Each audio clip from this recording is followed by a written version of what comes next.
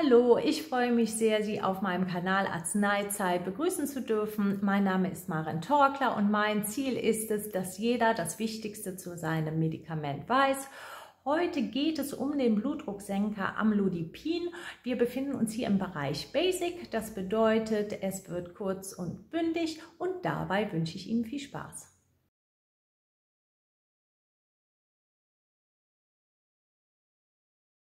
Ihr Amlodipin wird eingenommen bei Hypertonie, das bedeutet bei Bluthochdruck oder aber auch bei einer stabilen Angina pectoris.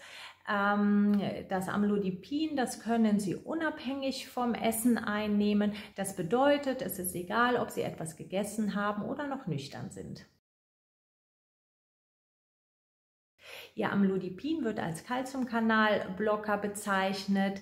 Dabei brauchen Sie nicht die Angst zu haben, dass irgendwas an Calcium in Ihrem Körper gehemmt wird, sodass das Calcium für Ihre Knochen nicht gut aufgenommen wird.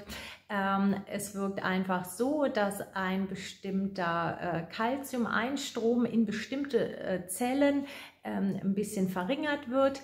Und die Wirkweise des Amlodipins besteht dann letztendlich darin, dass sich die sogenannte glatte Muskulatur, so nennt sich das, relaxiert, das bedeutet entspannt. Und demzufolge sinkt dann der Blutdruck, weil dieser Druck dann nicht mehr so groß ist, sondern die so ein bisschen locker lassen und dadurch der Druck dann absinken kann. Ihr Amlodipin kann mit einigen Substanzklassen wechselwirken. Da sind einmal die sogenannten Azol-Antimykotika zu nennen. Das sind Wirkstoffe, die man einnimmt als Tablette gegen eine Pilzerkrankung. Dann sind die sogenannten Makrolid-Antibiotika zu nennen. Das ist so eine bestimmte Untergruppe an Antibiotika. Als nächstes sind die Wirkstoffe Verapamil und Diltiazem zu nennen. Und was für den einen oder anderen sehr wichtig ist, dass auch Grapefruit wechselwirken kann mit ihrem Amlodipin, also auch Grapefruitsaft am Morgen. All diese Substanzklassen und der Grapefruitsaft, die können dazu führen, dass das Amlodipin in ihrem Körper schlechter abgebaut wird, wodurch dann der Blutspiegel des Amlodipins ansteigen kann und dadurch natürlich die blutdrucksenkende Wirkung dann stärker ist. Das heißt für Sie, wenn Sie Amlodipin einnehmen, würde ich die Finger weglassen von Grapefruitsaft oder auch von frischen Grapefruits oder auch von der Pomelo. Was Sie ohne Bedenken essen können, ist die Zitrone oder die Orange oder auch die Mandarine oder die Clementine.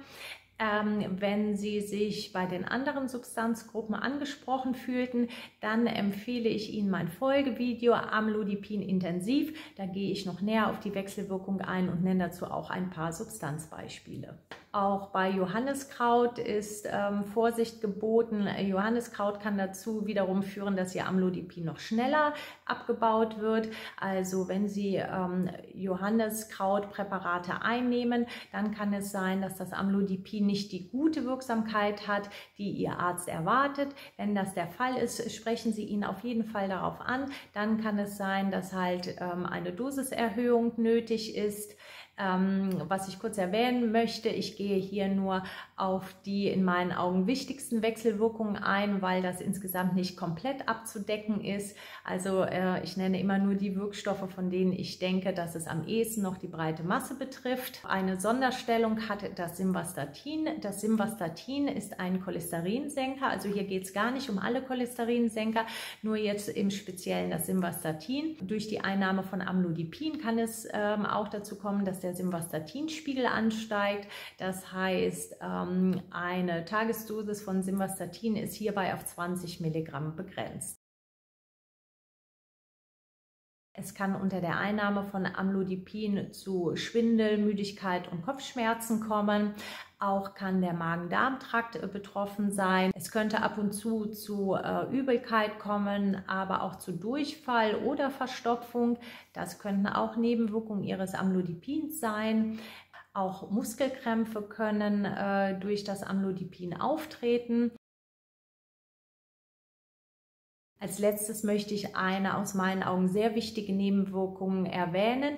Das ist die Ödembildung. Also es kann sein, dass es unter der Anwendung von Amlodipin zur Wassereinlagerung gerade so an den Knöcheln kommen kann. Diese Nebenwirkung ist sogar mit einer Häufigkeit angegeben von über 10%. Das heißt, dass mehr als jeder Zehnte im Durchschnitt darunter leidet. Wenn Sie sich gerade bei den Ödemen angesprochen fühlen, dann empfehle ich Ihnen das Video Amlodipin intensiv. Da erkläre ich nochmal genau, wie es zu dieser Ödembildung kommen kann. Ich hoffe, ich konnte Ihnen mit meinem Video Ihr Amlodipin ein wenig näher bringen. Wenn Ihnen gefällt, was ich mache, dann geben Sie mir sehr gerne einen Daumen nach oben oder abonnieren Sie einfach meinen Kanal. Nutzen Sie auch sehr gerne die Kommentarfunktion, um mir Vorschläge zu machen, auf welche Themen ich für Sie auch noch eingehen darf. Ansonsten bleibt mir nur zu sagen, dass ich hoffe, dass Sie gesund bleiben und denken Sie immer dran, dass Glücklichsein doch die beste Medizin ist. Bis zum nächsten Mal. Tschüss!